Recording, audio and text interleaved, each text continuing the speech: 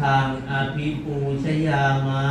พุทธังอภิปูชยามะอิมินาสการเรนะ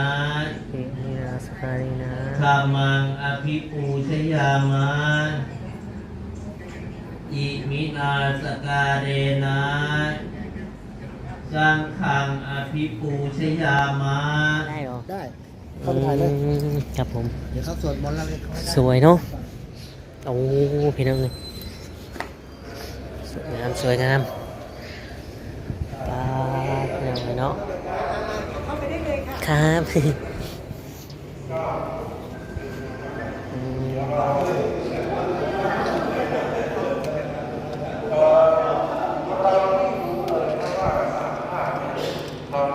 เรา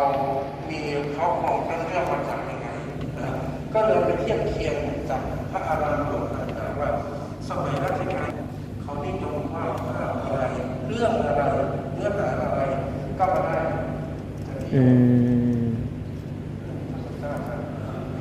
พระเจ้าสัญชาติ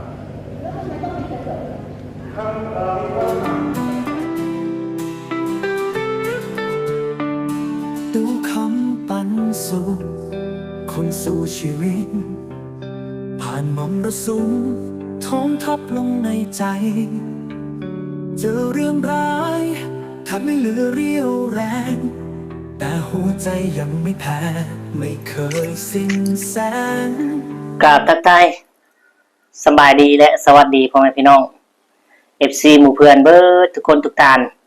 บ่ว่าจะเป็นพี่น้องฝั่งไทยฝั่งลาวเนาะหรือว่าต่างประเทศก็ยินดีต้อนรับเข้าสู่ช่อง YouTube ตู้คำปันสุขพี่น้องเอ๋ยเนาะมาเจอพ่อตู้คำมื้อนี้พี่น้องเอ๋ยเนาะก็สิพา FC เนาะหรือว่าพ่อแม่พี่น้องไปร่วมงานศพของอ้ายเนาะอ้ายอุทัยพี่น้องเอ๋ยตู้คำลงคลิปก่อนหน้านี้ตู้คำก็กราบขอโทษนำเนาะว่าตู้คำลืมเอ่ยชื่อผู้เสียเนาะหรือก็คืออ้ายอุทัยนี่เองคืออ้ายฮักเนาะอ้ายฮักที่ว่าร่วมงานเคยรู้จักกินข้าวกินน้ำกันทีแหละเนาะซึ่งตอนที่ลงไปนั่นก็ยังแบบว่ายังตกใจแล้วก็ยังบ่ฮู้เรื่องยังแบบว่ายังคิดหลายอยู่พี่น้องเพราะว่าเฮาได้ยินข่าวก็แบบคือเราเนี่ยหยุดหัวใจหยุดเต้นแล้วเนาะเพราะว่า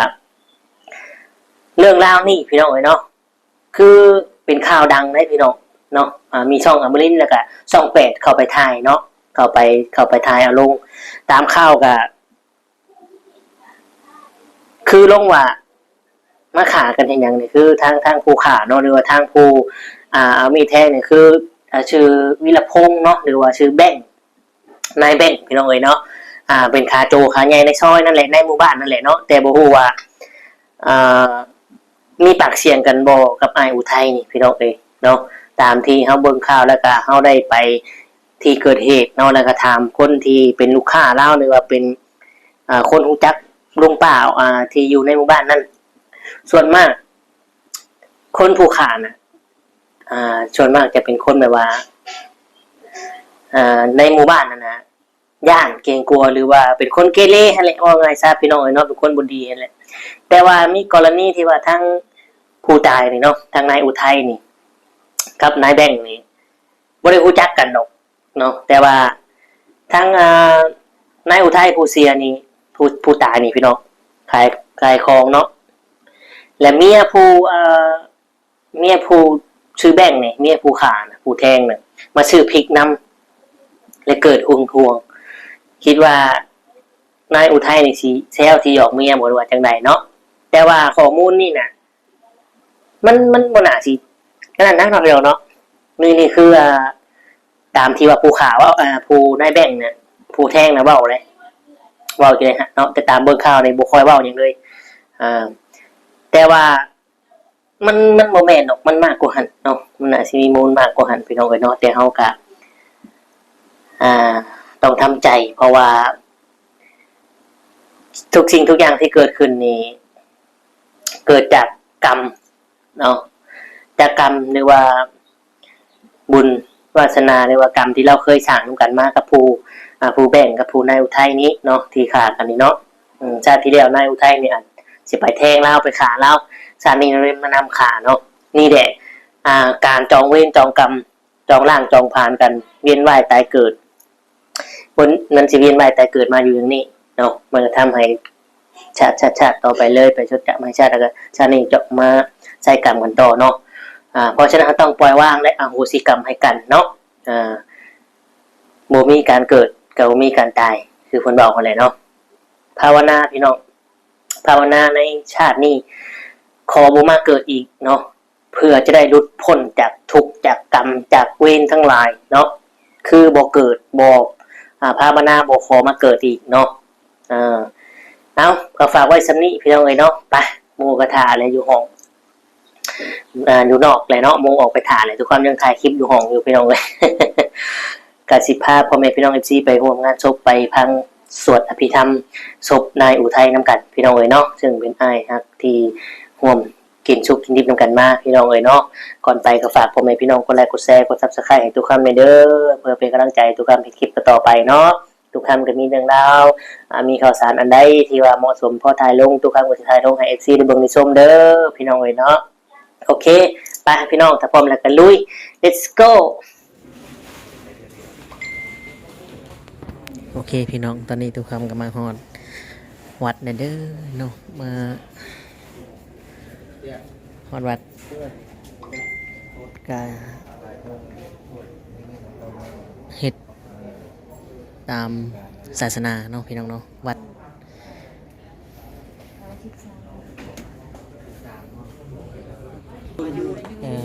วัดประยูนวัดประยูนเวลานั่นนะเวลา13 โมงเขาเลย แข่งเป็น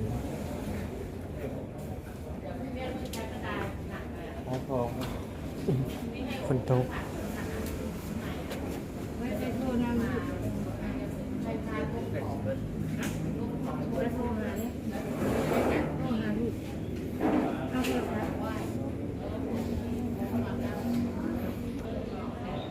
นี่เนาะพี่น้องทุกคำกะไหว้พระแล้วก็จุดธูปเรียบร้อยเนาะก็ข้างในนี่เนี่ยพี่น้องญาติพี่น้องมากันหลายคน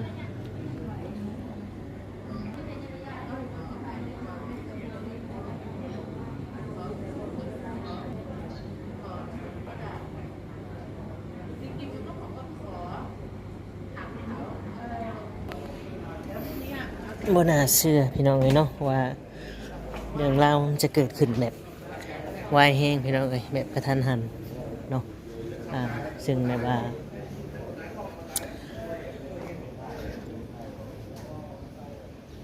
มันกับบ่มีภัยทำใจได้เนาะพี่น้องเนาะ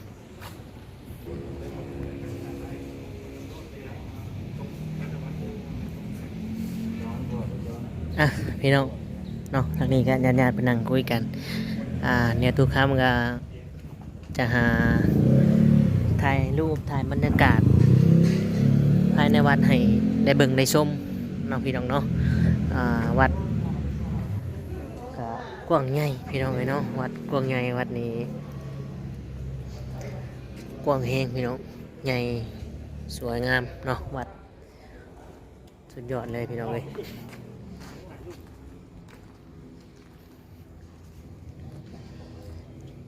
นักข่าวเนาะนักข่าวก็มาท่านในเมืองพี่น้องวัดสวยงามแห้งอรีพี่น้องเอ๋ยเนาะวัดปอทุกคุณนะพี่น้องวัดสวยงามแห้งอรี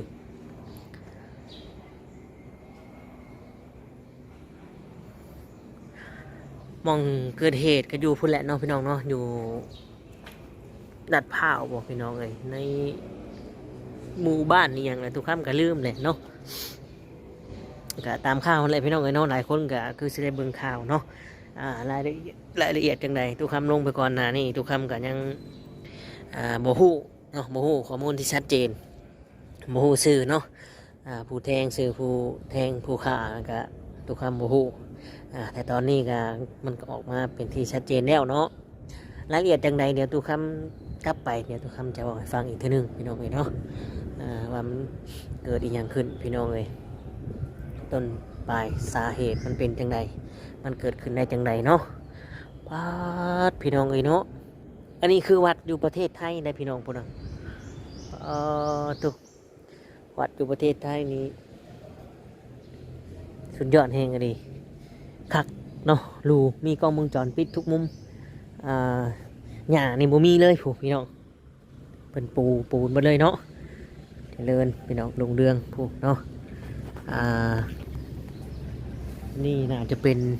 เจดีย์อย่างทุกอย่างเนาะผู้นำใหญ่พี่น้องเลยเนาะโอ้เดี๋ยวตุกคำจะย่างถ่ายบรรยากาศให้เบิ่งเนาะพี่น้องเนาะเป็นกันยังเพิ่นเฮ็ดอย่างนี้นี่พี่น้องเลยเนาะนี่พี่น้องกว้างใหญ่แฮงเลยพี่น้องเลยเนาะเขาเข้าไปถ่ายรูปได้บ่นี่พี่น้องเข้าไปเบิ่งได้บ่เนาะสวยงามแฮงเลยพี่น้องเลยเนาะผูกข้างในแฮงสวยงามพี่น้องเลยเนาะวัดสวยงามมากเลยสวัสดีครับ เขาถ่ายเลยเดี๋ยวเขาจะสวดมนต์จะถ่ายไม่ได้เข้าไปถ่าย อ๋อถ่ายได้เหรอ ได้เข้าไปถ่ายเลย ครับผม เดี๋ยวเขาสวดมนต์แล้วเขา สวยเนาะโอ้พี่น้องเลยสวยงามสวยงามพี่น้องเลยเนาะครับ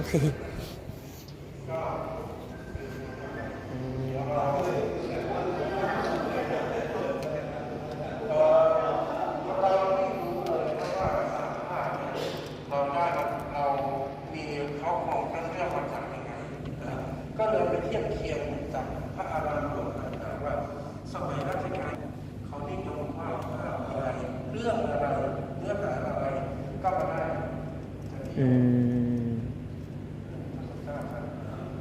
พระเจ้าสิงห์ชาติคำมีว่าถามกระโดดในยะก็ถ้าเราเอาในยะของทางพุทธศาสนาแล้วการมีกระจกด้านหลังของพระประธานเนี่ยเพื่อให้ทราบว่าบางคนเนี่ยเคยได้ยินสำนวนไทยที่พูดถึงเรื่องปิดทองหลังพระแม่ปิดทองหลังพระคือเราจะชอบทำดีแบบนี่นะแต่ข้างหลังพระก็สื่อในยะเวลาทำความดีเนี่ยเวลาก็เหมือนกัน สวยงามแฮงเลยพี่น้องเลยเนาะปุ่นน่ะเพิ่นจะวาดภาพหลายๆมุมหลายๆมุมพวกพี่น้องเล่าเรื่องเล่าต่างๆเนาะตามผาผนังพี่น้องเลยเนาะพวกเราเรื่องเล่าหลายๆให้เราเรียนดูแต่ละยุคแต่ละศาสนาแต่ละสมัยพี่น้องเลยเนาะ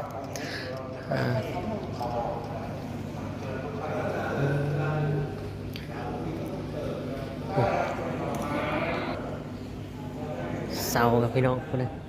เสาเนาะคัดให้พี่น้องทุกลายต่างๆสวยงามครับไปพี่น้องเดี๋ยวเพิ่นฮอดเวลาเพิ่นสวดมนต์แหละเขาจะถ่ายบ่ได้เนาะจะเข้ามาบ่ได้พี่น้องไงเนาะ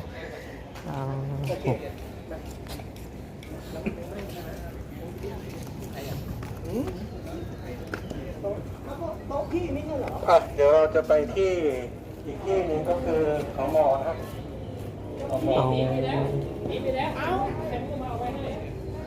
เพิ่นจะพาไปอีกที่หนึ่งพี่น้องเอ้ยเนาะ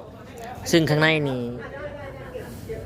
เพิ่นสิสวดมนต์แล้วเนาะเดี๋ยวสวดมนต์แล้วสิถ่ายบ่ได้พุ่นน่ะเนาะทุกคำก็ครับถ่ายหน่อยหนึงป๊าดสวยงามแฮงอันนี้พี่น้องสวยงามหลายๆรอสมาชิกก่อนเพิ่นมาเนาะเพิ่นสิพาไป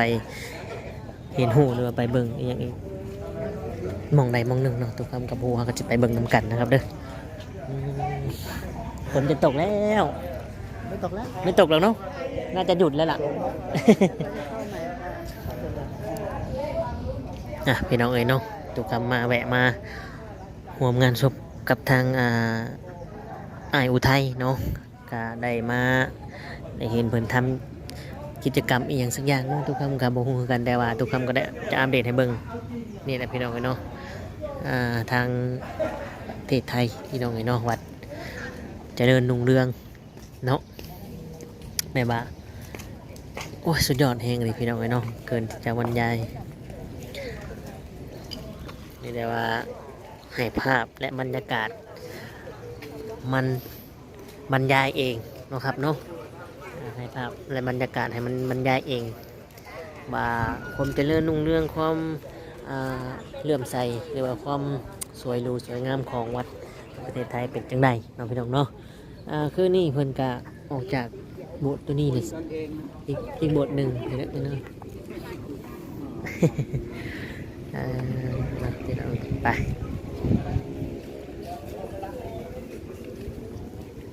ไปห่วมน้ำทุกคำก็บ่ได้เป็นสมาชิกน้ำเพิ่นดอกพี่น้อง แต่เพิ่นก็ให้เชิญเข้าไปเนาะเชิญเข้าไปทายเชิญเข้าไปเบิ่งไปชมได้เพิ่นว่าบ่ต้องเกรงใจเนาะจัดกันก็ไปพี่น้องเอ้ยเข้าไปน้ำเพิ่น เนาะมีเรื่องเสียใจมีเรื่องทุกข์ใจแล้วแบบมีเรื่องเศร้าใจเนาะแต่มันก็ต้องทำใจให้ได้พี่น้องเนาะทุกคนเกิดมาต้องเจอเบิดทุกคนพี่น้องเนาะเรื่องราวเป็นจังใดเจอเบิดทุกคนพี่น้องเนาะเพิ่นกะสิไปหม่องใหม่ละเดี๋ยวทุกคนกะถ้าอัปเดตอยู่ตรงนี้แหละเนาะพี่น้องเนาะเพราะว่าเดี๋ยวทุกคนจะไปร่วมงานศพอีกอยู่พี่น้องเลยงานศพอยู่ข้างในไปดูความจะย่างอ้อมพูดเลยเนาะทุกครับย่างอ้อมพูดแล้วก็ไปชมงานศพเลยแหละพี่น้องเลยเนาะจังไรก็ขอบคุณ FC เนาะที่ให้กำลังใจแล้วก็ผู้ที่คอมเมนต์บดีแน่ผู้ให้กำลังใจแน่ผู้ที่บ่เข้าใจแน่เนาะกะบ่ว่ากันพี่น้องเลยเนาะทุกคำปล่อยครับทุกคำปล่อยวางได้เนาะเพราะว่าซื้อไว้กันนัก ซื้อไว้กันนักคือเก่าเนาะไปพี่น้องถ่ายบรรยากาศฝนตกไปรอบหนึ่งแล้วเด้อพี่น้องเด้อฝนตกไปรอบหนึ่งแล้วเนาะพี่น้องจากไหนก็อยู่ดีไม่แห้งกันหมดทุกคนเนาะความเจ็บความไข้ติดโตเกิดอยู่กับทุกคนเป็นเรื่องธรรมดาเนาะพี่น้องเนาะภายในนี่ทุกคำคำถ่ายอัปเดตให้เบิ่งแล้วสวยงามแน่นอนเนาะโอเคพี่น้องทุกคำก็คือเส้ขอตัวอำลาพระจากพ่อแม่พี่น้องไปเนาะก่อนอื่นขขอบคุณในไลน์ FC พ่อแม่พี่น้องที่เข้ามาทำชมมาเบิ้งกดไลค์กดแชร์กดติดตามกด Subscribe ให้เนาะขอบคุณในไลน์